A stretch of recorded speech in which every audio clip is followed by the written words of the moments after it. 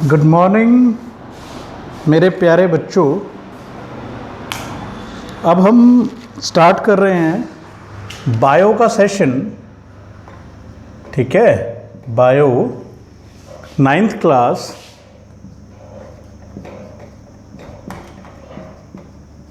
Last lecture में हमने क्या पढ़ा था बच्चा? हमने लास्ट लेक्चर में पढ़ा था यूनिसेलुलर और मल्टीसेलुलर। दो तरह के सेल थे, एक यूनिसेलुलर था और एक मल्टीसेलुलर था। यूनिसेलुलर ऑर्गेनिजम्स वो ऑर्गेनिजम्स होते हैं जो एक सेल से बने होते हैं। मल्टीसेलुलर ऑर्गेनिजम्स वो ऑर्गेनिजम्स होते हैं जो मैनी सेल से बने होते हैं। अब उसके बाद कहानी आती है कि क्या एक सेल वाला ऑर्गेनिज्म या लाखों सेल वाला ऑर्गेनिजम्स किस तरीके से डिवीजन ऑफ लेबर को करते हैं।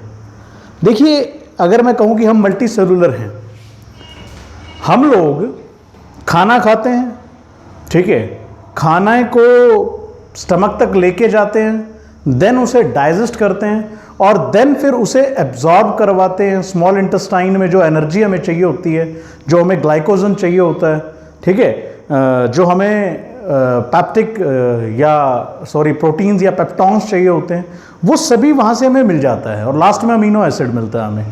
ठीक है, उसी तरीके से फैट से हम ग्लिसरॉल जब एक्सट्रैक्ट कर रहे होते हैं, एब्जॉर्ब कर रहे होते हैं, तो वो सारा काम स्मॉल इंटेस्टाइन में होता है।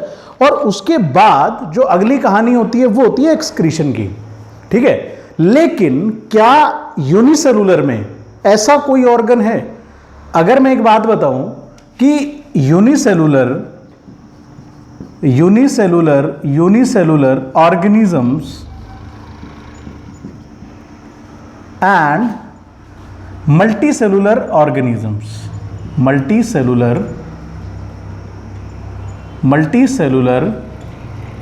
organisms, ठीक है, डिफरेंस है on the basis of division of labour.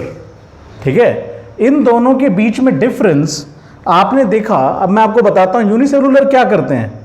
एक सेल होता है, ठीक है, unicellular have these organisms have one cell which intake the food, ठीक है, digest it and absorb it and excrete the waste।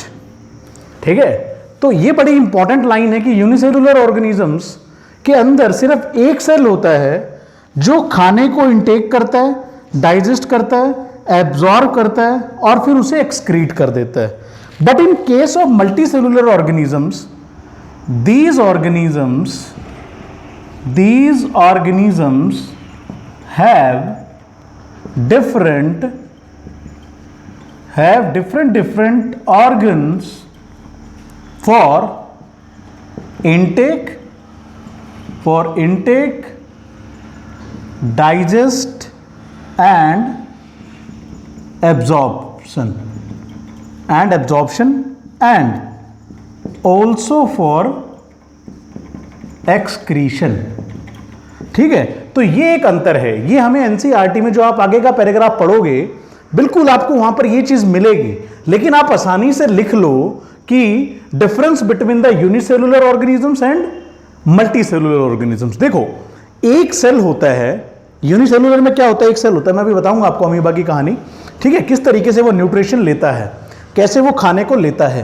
तो आप ये लिख लें कि यूनिसेलुलर ऑर्गेनिजम्स और मल्टीसेलुलर ऑर्गेनिजम्स में डिफरेंस। क्वेश्चन आप क्या डालेंगे? Difference between unicellular and multicellular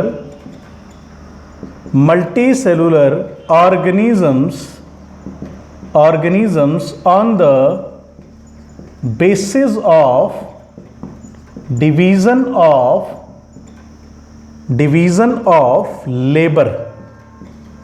ठीक है, लेबर। ये क्वेश्चन अगर आप देख रहे हो तो इस तरीके का क्वेश्चन ये बनता है, ठीक है। Difference between unicellular and multicellular organisms on the basis of division of the labour. तो यूनिसेलुलर मल्टीसेलुलर, ठीक है। इस चीज को करो आप अच्छे से अपनी कॉपी में और अच्छे से कंप्लीट कर लेना इसको, ठीक है। अब नेक्स्ट आपको एक चीज बताता हूं मैं जो बहुत ही इंपॉर्टेंट है। वो क्या है? वो है बड़ी ही इंपॉर्टेंट कहानी और रोचक कहानी है उसके पीछे। क्वेश्चन अराइज होता है, क्या ये cell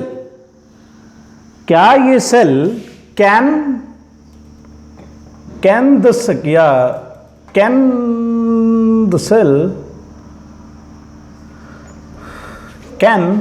cell change its shape? बहुत इंपॉर्टेंट क्वेश्चन अराइज होता है। आपने देख लिया कि सेल होते हैं, सेल का डिफरेंट शेप होता है, सेल का डिफरेंट स्ट्रक्चर होता है। ह्यूमन बॉडी में ही आपको डिफरेंट मिल जाएगा। लेकिन अब क्वेश्चन अराइज होता है, can sell change its shape? तो इसका आंसर होगा yes. Example, yes, amoeba is the organism, amoeba is the unicellular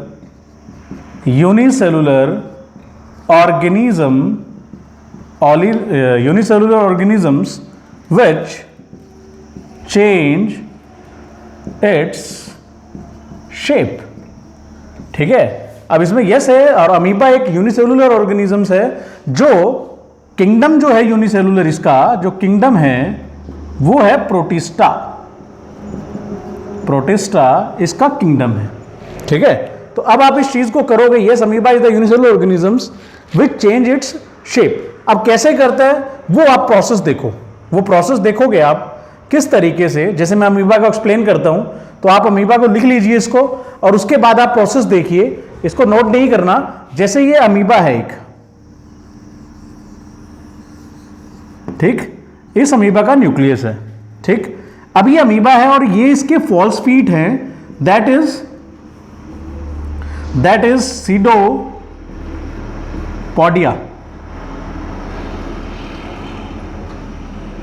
pseudopodia, ठीक है, clear. Pseudopodia are the false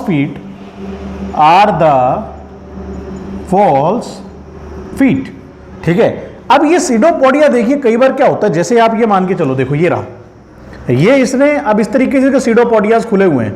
जैसे ही कोई प्रे आएगा ये इसकी तरफ अपने सीडोपोडियाज को बढ़ाएगा और बढ़ाने के बाद उस प्रे को क्या कर लेगा, पकड़ लेगा और देन अपने अंदर ले जाएगा। इस तरह की कुछ कहानी है। अगर अगला प्रोसेस देखो, अगर इसको प्रे यहां पर दिखता है, ये प्रे है, ठीक है। अब इस प्रे को पकड़ने के लिए क्या करेगा, ये अपने सीडोपोडियाज को थोड़ा सा एक्सट्रेच कर देगा, ठीक है, थोड़े से एक्सट्रेच कर देगा और इसके अंदर आके ये फूड फंस जाएगा। अब बताओ, अमीबा की पहले शेप ऐसी थी और अमीबा ने अपनी शेप ऐसे कर ली, ठीक है। हमारे बॉडी के अंदर भी व्हाइट ब्लड सेल आते हैं which is of amoeboid shape. याद रखना, in human beings WBCs are the cell which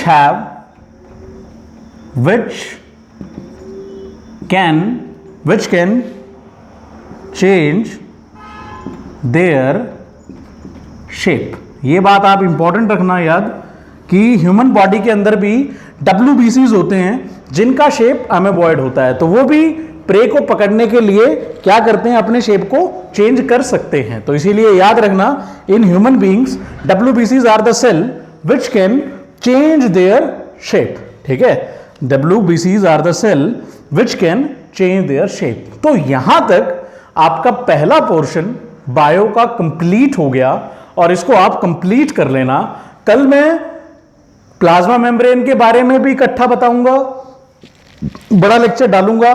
plasma membrane के साथ साथ सेल वॉल के बारे में बता दूंगा और सेल वॉल के बाद प्रोकैरियोटिक और यूकैरियोटिक में डिफरेंस, उसके बाद डिफरेंट सेल ऑर्गेनेलीज। तो आई होप समझ में आ रहा होगा। करते रहिए, बहुत बढ़िया से आगे बढ़ते रहिए। धन्यवाद, पढ़ते रहिए।